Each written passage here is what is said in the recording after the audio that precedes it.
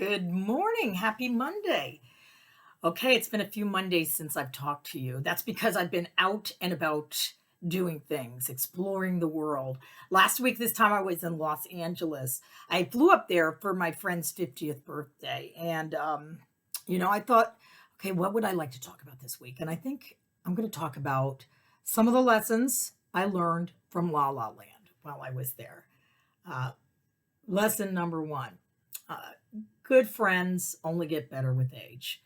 I went up there for my friend Jodie's 50th birthday. I couldn't believe we've been friends since like my late 20s. She watched me get sober. She was one of the girls I would go out with, and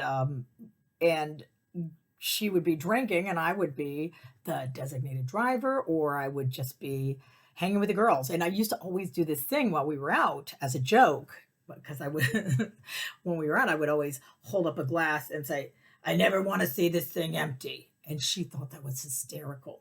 So fast forward, I fly to LA to surprise her for her 50th birthday. And my friend Erica, who set the whole thing up, she goes, okay, you need to come out. We're going to surprise her. You need to come out with this glass and you need to say, I never want to see this thing empty.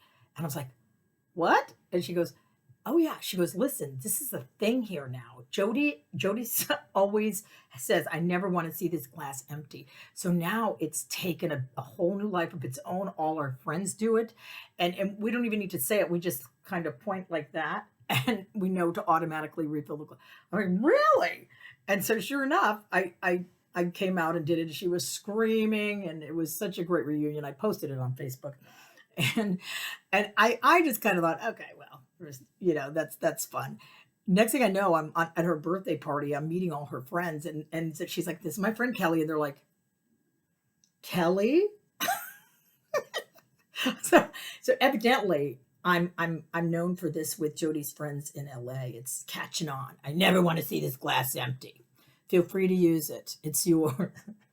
I also got to see some other friends while I was there. And I tell you what, it was like time stood still. We didn't miss a beat. It was almost as if we had like just stopped talking yesterday and just were meeting for coffee. My chosen choice of place to meet my friends turned out to be Bob's Big Boy. I was very fond of their cherry pie a la mode and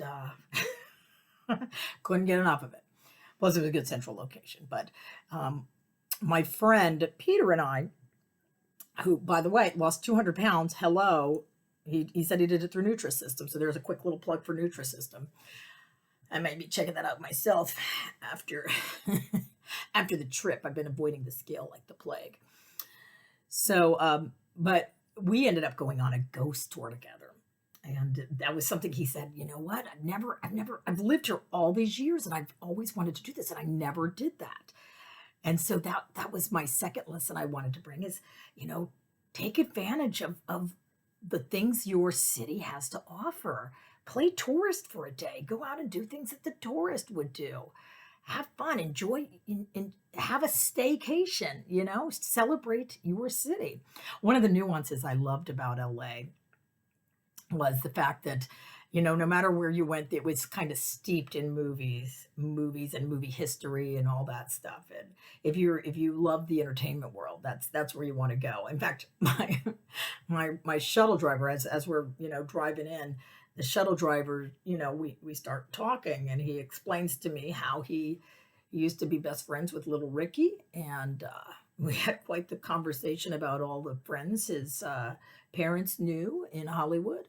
And the goodbye was, oh yeah, by the way, Fred and Ethel died alcoholics on the streets of LA. And I'm like, okay, good. Well, welcome to LA. We'll see you later. Like, what a weird way to start my vacation. But it was perfect because that's one of the things I loved about LA is the people. You could be having somebody working on your house and they'll be like, you start talking about things and suddenly they're like, hey, you know what? I got a screenplay I'm working on. Everybody's working on a project. Nobody's ever really what they seem in LA. That's the beauty of the industry. And so I actually did get to run around to all my old haunts that I used to go to, which, that's, I guess, the next lesson is nothing changes, but everything changes. It's so bizarre if you take a step back in and go revisit your past and places that meant something to you.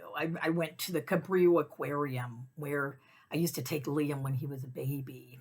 And I just remember, chasing him around and him hitting all the buttons, loving to hit all the buttons. And the Doubletree Hotel right next to it, where my mother stayed for 2 weeks when Liam was born. I rode past my first 12-step recovery meeting spot, and that was surreal. I drove past my old apartments that I used to live in.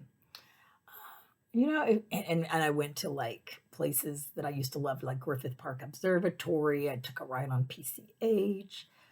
I went to Long Beach and San Pedro. I mean, it was fun. And I actually went to some 12-step recovery meetings out there with some friends that I had, with my friend Carla.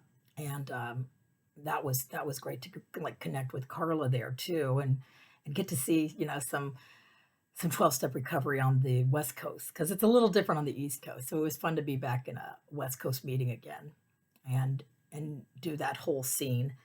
But the reality of it is, as much as it was fun visiting, it was also kind of surreal, because there's like, this isn't my reality anymore. It's not my reality anymore.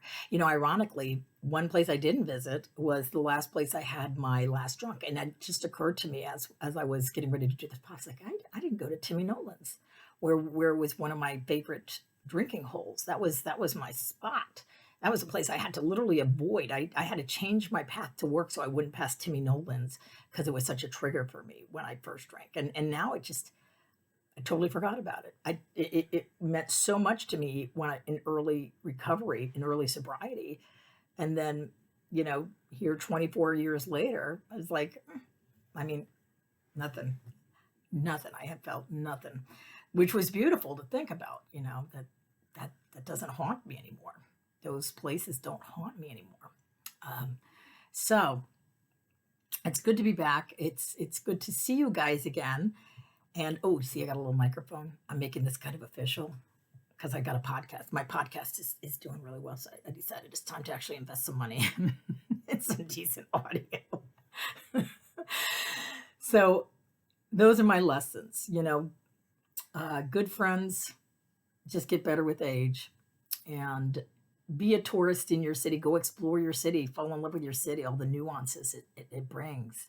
And last but not least, you can revisit your past, but it's your past, and you got to live in the present, because that's where the action happens. That's where the beauty. That's where the new miracles take place, and that's where the new memories are being built on a daily basis. So have a wonderful week, and we will see you next week for another edition of Monday Messages. If you want to check out my podcast, it's Kelly Appy. I'm coming out. I interviewed my friend Jeff this week. He's a veteran, and we talk about PTSD. He also was in the Iraq War with when it was Don't Ask, Don't Tell, and he's got some amazing things he's doing with veterans right now. So check that out when I get that out. Kelly Appy.